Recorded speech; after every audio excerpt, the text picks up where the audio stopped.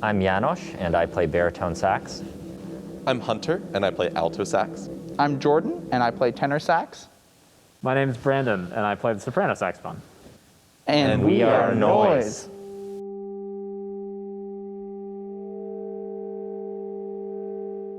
I mean, my feelings about being the ensemble in residence here are just humbled and grateful and honored.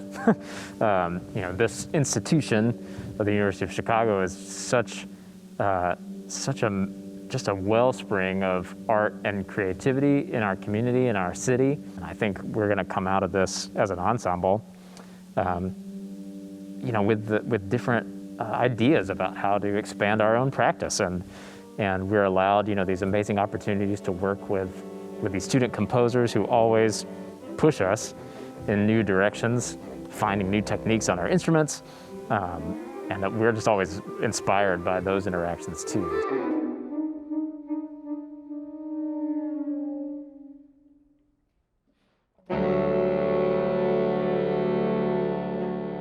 The guiding principle of the album was really just to celebrate the music of Chicago and the music that also started us out as a group.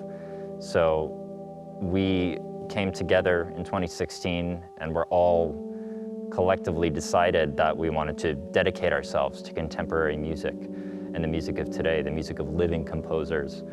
And our new album, Is This Noise, I think really reflects that. It's a lot of the pieces that we performed in our first year. And so we're really excited to build on that in the future with future albums that, I can say our second album is in the works right now, and it's going to be, in some ways a total 180. It's going to be completely different in many ways. But I think I can speak for all of us when I say that first album was really representative of what we wanted to achieve and also of the kind of music we were playing when we first started, and a really important part of the contemporary music scene here in Chicago.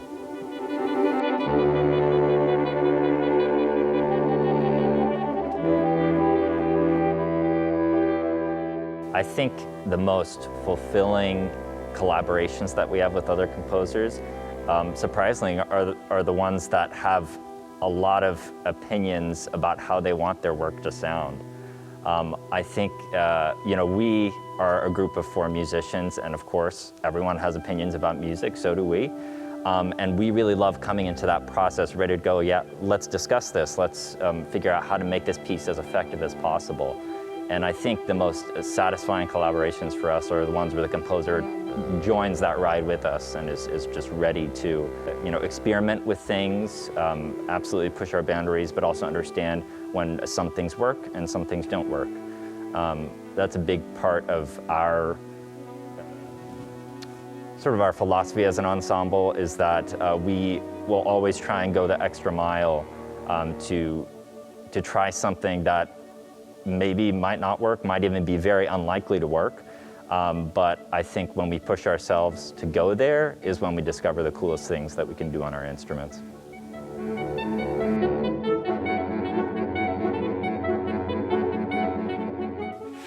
For us, really, the audience is everything.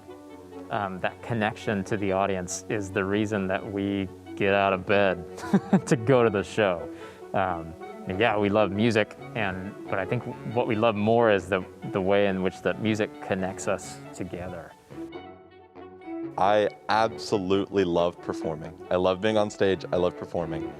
But I think my favorite part about a performance or going to these universities that we play at is just the talks afterwards. And they could be about the music, it could be about what you had for breakfast that morning. But I think the ways that music has brought us into other people's circles and allowed those circles to grow and bring more people in is truly amazing. And I think just having whatever the conversation may be, but having conversations with people after performances where everybody can be friendly and everybody is warm and inviting and welcoming, I think that's the one reason that I actually got into music in the first place. I think the last thing that we want people to think when they go to our shows is that the music we play is only for some elite class of musicians or listeners, and that is could not be further from the truth.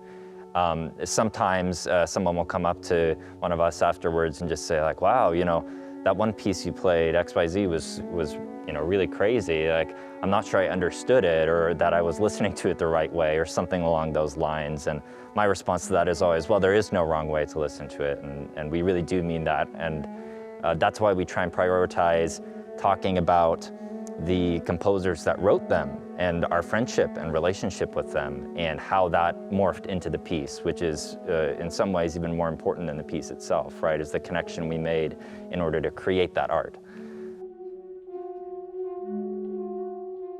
A great way to think of this program is like we're friends sharing our favorite playlist with you from Spotify. So these are the pieces that we like, we adore for so many different reasons, and you're gonna hear so many different sounds and different types of music, styles of music throughout this program. And in a similar way that like maybe your best friend in high school burned you a mix CD of tunes that they thought you'd like, this is our version of that for an audience. It's the pieces that we feel connected to and want to share with the world.